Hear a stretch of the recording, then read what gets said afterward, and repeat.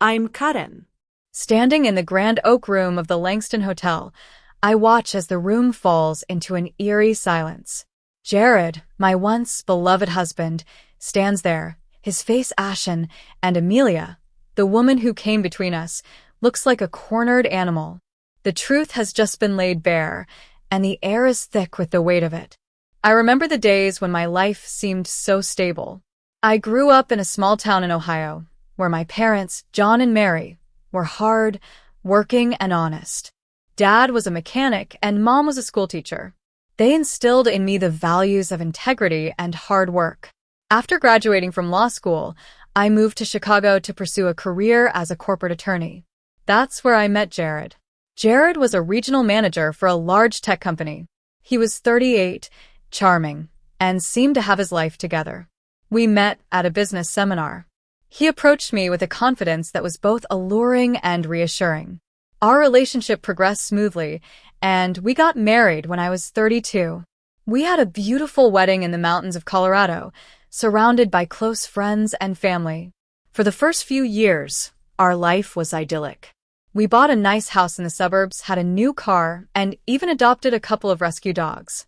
But about a year ago, things started to change. Jared began coming home late, often citing long meetings and urgent projects. I was so busy at work that I didn't question him at first. I wanted to believe that he was just dedicated to his job. One evening, after a long day in court, I came home to find his shirt on the chair, smelling of a cologne I never smelled before. It was a sweet, young-smelling fragrance, nothing like the classic scents he usually wore. When I asked him about it, he just said he was trying something new.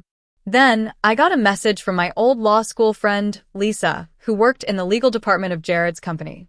She told me she'd seen Jared having dinner with a young blonde at a fancy restaurant. I was in my car, parked outside the office, when I read the message. A cold, empty feeling settled in my chest. I started to investigate. I found out about a woman named Chloe. She was a 26-year-old marketing intern at Jared's company, a former beauty pageant winner with a smile that could melt ice. I'd met her once at a company party, and she'd complimented my dress. Looking back, I realized now that her smile was fake. I decided to catch them in the act.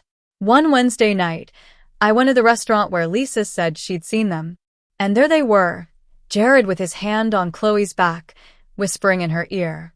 It was a sight that made my blood boil, but I held back my anger. I needed him to admit it.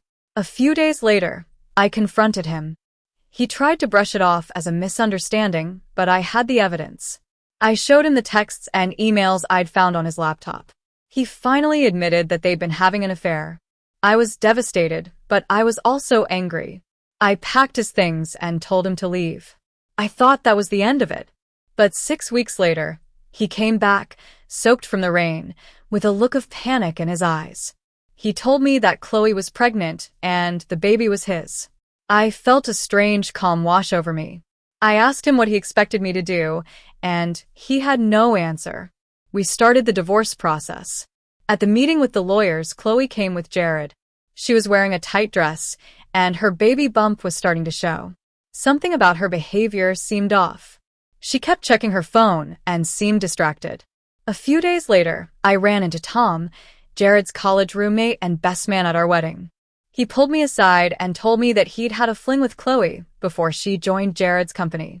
He showed me an ultrasound photo she'd sent him with a note saying the baby's forehead looked like his.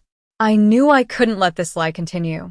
I gathered all the evidence and planned to expose the truth at a party Chloe had invited some of our mutual friends to.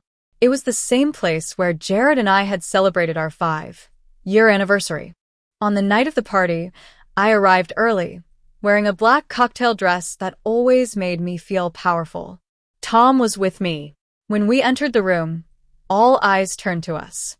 Jared and Chloe were standing near the podium. I walked up to them and presented the evidence. Chloe tried to deny everything, but the proof was overwhelming. Jared was in shock. He realized that he'd been living a lie. People started to leave the party, and the room was filled with an awkward silence. After the party, Jared apologized to me. He said he wanted to make things right, but I told him it was too late. I'd moved on. I'd reconnected with an old college friend, Ethan, at a legal conference. We were taking things slow, but I felt a new sense of hope. Chloe left the city and went back to her hometown to have the baby. Tom decided to take responsibility if the baby was his. He flew to be with her when she was due. Jared transferred to a different branch of his company. I kept the email he sent me, where he said he was trying to become a better man. I don't know if he will, but I hope he does. My life now is different. I wake up each day with a new sense of purpose. I'm not afraid to face the truth, even if it's painful. I've learned that happiness is something we create, not something that just happens. And I'm ready to write the next chapter of my life on my own terms.